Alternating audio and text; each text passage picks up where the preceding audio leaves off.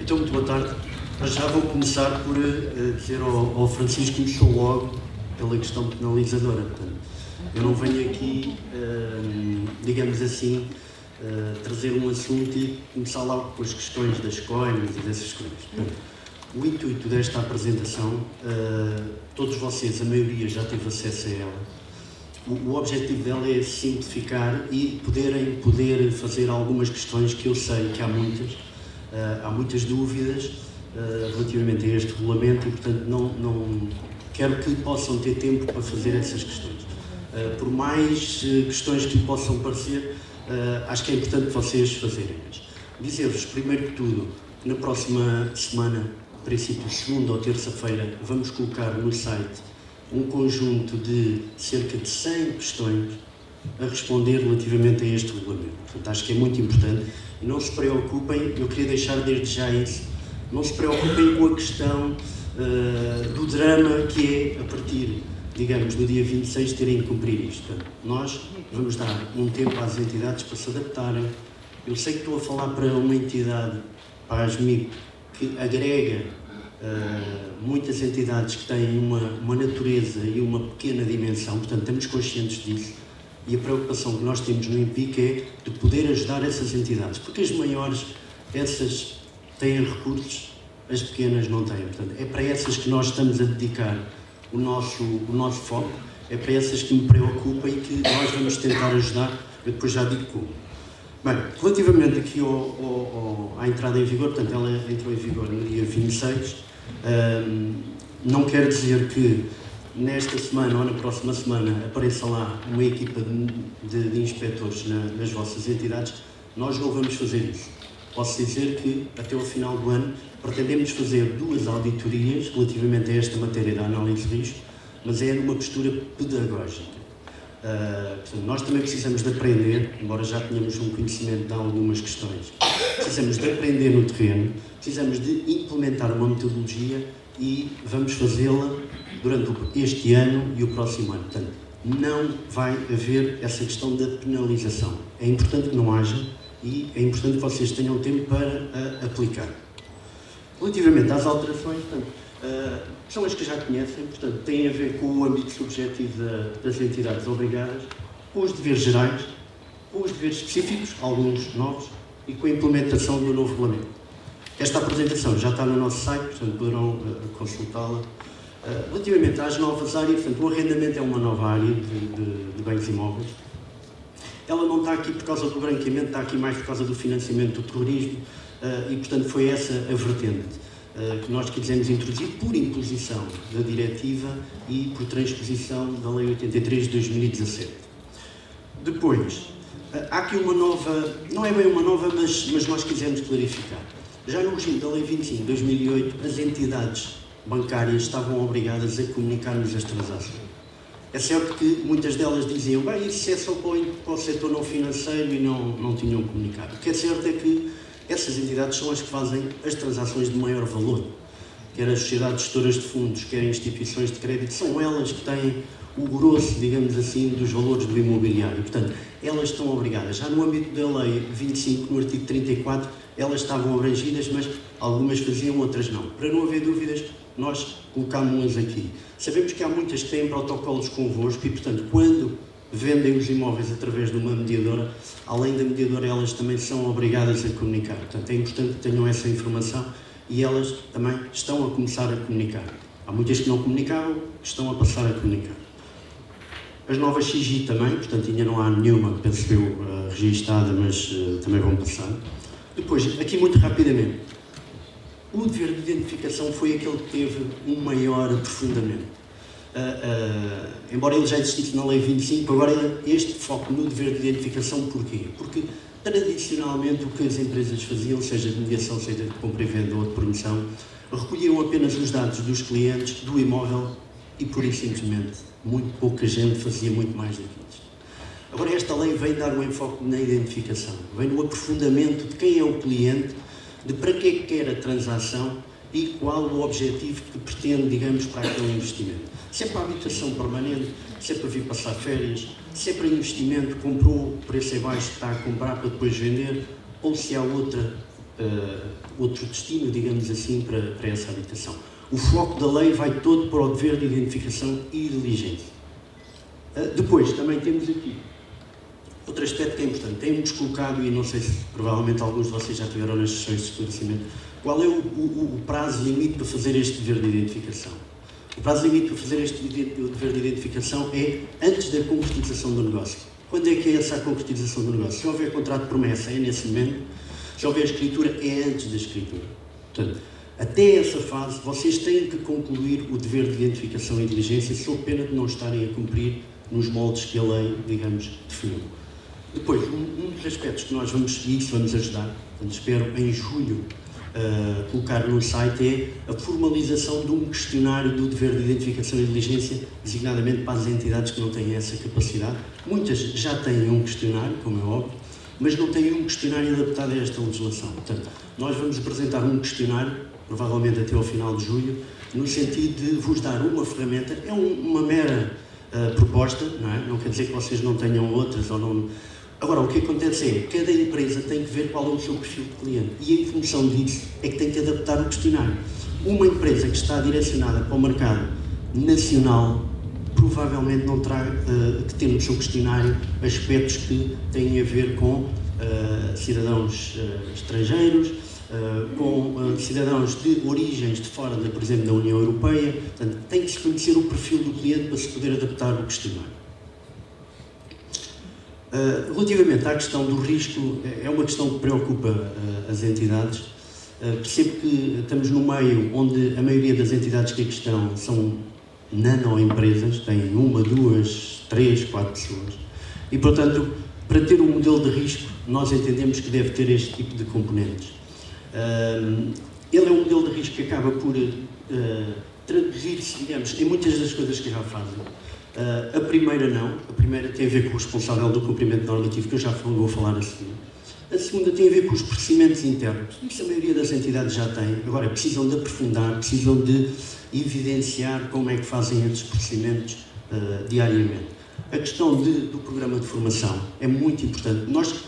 Nós quisemos esquecer um bocado o que estava no regulamento de 2011 e a mim não me interessa nada que vocês façam dois créditos ou 3 por ano. Isso não quer dizer nada. O que quer dizer é que vocês têm que fazer formação que seja adaptada à vossa realidade e que seja uma formação não teórica, mas acima de tudo prática. Porque eu recebo lá muitos panfletos de formação, ainda agora ontem recebi, de formação que aquilo é, na prática, é a tradução da lei. Não é isso que se pretende de uma formação. A formação tem que ser diária, tem que ser de prática, com questões práticas. Nós também vamos fazer, eventualmente, algumas orientações relativamente a alguns aspectos práticos da lei e vamos dar exemplos práticos para vocês perceberem. Como veem, eu por acaso ali não pus, mas nós já demos no anexo C, em anexo ao regulamento, já demos ali uma pista relativamente a algumas situações que se traduzem muitas vezes em eventuais suspeitas de que possa haver ali uma situação de branqueamento. Não quer dizer que estejam lá todas, mas, portanto, é uma ideia relativamente a essa questão. Por último, as questões de recolha e tratamento de informação que hoje são preponderantes, portanto, por causa do RGPD, portanto, é importante conservar e tratarem os dados de acordo com o que está definido na lei, e só assim, em função daquele modelo de risco, vão poder responder a estas questões, em termos de risco, quer em razão do local, quer em razão do cliente e do serviço. Dizer-vos que a apresentação, portanto, está disponível no nosso site, mas eu também já a transmiti, portanto, para o Francisco e ele poderá, digamos, divulgar. Este modelo de risco tem que responder a isto, tem que responder ao cumprimento dos procedimentos, à análise de risco que é feita relativamente ao cliente e depois à detecção de eventuais situações que permitam salvaguardar que a empresa não tem qualquer problema em termos de cumprimento da legislação. Eu aqui não trago, mas há um aspecto que é muito importante. Muitas vezes dizem, eu nas sessões de apresentação que fiz do regulamento disse isto, bem, mas é que se tiver alguma situação, ele se levantar a lebre, o que vai acontecer é que aquele cliente, em vez de fazer o negócio comigo, vai ali ao lado e vai fazer o negócio ali ao lado. É verdade. Isto é verdade. Mas posso-vos dizer que é verdade, mas eu acho que devem ter uma componente de avaliação. Eu ouço muitas vezes, e hoje já ouvi aqui dizer, que o imobiliário é um setor de risco. Não sei se é um setor de risco, diferente dos outros setores de risco, dos bens de luxo, dos automóveis, do ouro.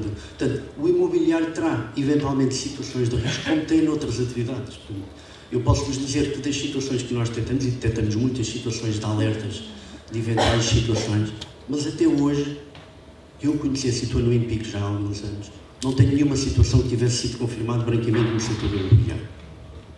Mas também tenho uma coisa, também vos digo que até hoje só houve uma entidade que comunicou uma situação suspeita na área da mediação à UIF e à PGR. É importante que vocês passem a fazer o vosso trabalho e a comunicar. Não tem problema nenhum. Vocês não têm que perder o negócio, é o que eu costumo dizer. Se tiverem uma situação de risco, devem comunicar com as entidades, formalmente ou informal, e eles têm 6 dias úteis para vos dar a resposta. Se eu ao fim de 6 dias úteis não vos derem a resposta, vocês podem avançar com o negócio. Portanto, não têm que ter medo de levantar a questão. Eu muitas vezes, todos os meses, tenho muitas dúvidas relativamente a algumas situações, faço o contacto informal e depois, eventualmente, se for validado, eu comunico. Não há problema nenhum. Ainda a semana passada comuniquei uma transação imobiliária. Qual é o problema? Se for, tudo bem. Se não for, ótimo, excelente, não há qualquer problema. Portanto, não têm que ter medo. O dever de recusa e o dever de abstenção são deveres diferentes. O dever de abstenção é, se eu tiver uma situação eu não avanço sem comunicar às entidades. Se a entidade não me disser nada, eu avanço. O dever de recusa é diferente. O dever de recusa é quando eu tenho elementos que peço ao cliente e o cliente recusa-se a dar os elementos. Aí é diferente. Aí devem recusar, de facto, porque aparentemente ele está a querer omitir a informação que pode traduzir-se numa situação de branqueamento. Mas eu não quero perder muito tempo com isto, podemos depois falar. Responsável pelo cumprimento normativo. Tendo em conta a dimensão e o número de entidades e de colaboradores que existem em cada entidade, nós quisemos criar aqui um patamar diferente consoante o número de colaboradores. Dizer-vos que estes colaboradores,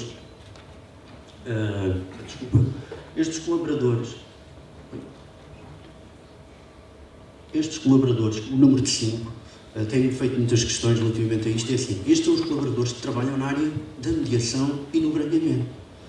Se eu tiver pessoas que trabalham, por exemplo, administração de condomínios, que há algumas entidades que têm isso de forma segmentada, essa pessoa não tem que ter formação de branqueamento. Agora, todas as pessoas que trabalham na área da mediação, parte comercial, parte de angariação, parte de celebração de contratos, parte de tramitação de negócios, essas têm que ter.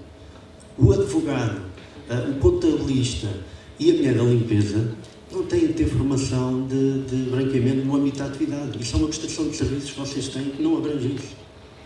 Claro que o advogado tem que ter o âmbito da atividade de advogado, não é? Mas se tem uma avança com o advogado, esse advogado não conta para aqui. O que conta são os colaboradores que têm ou um contrato de trabalho ou uma prestação de serviços na área comercial.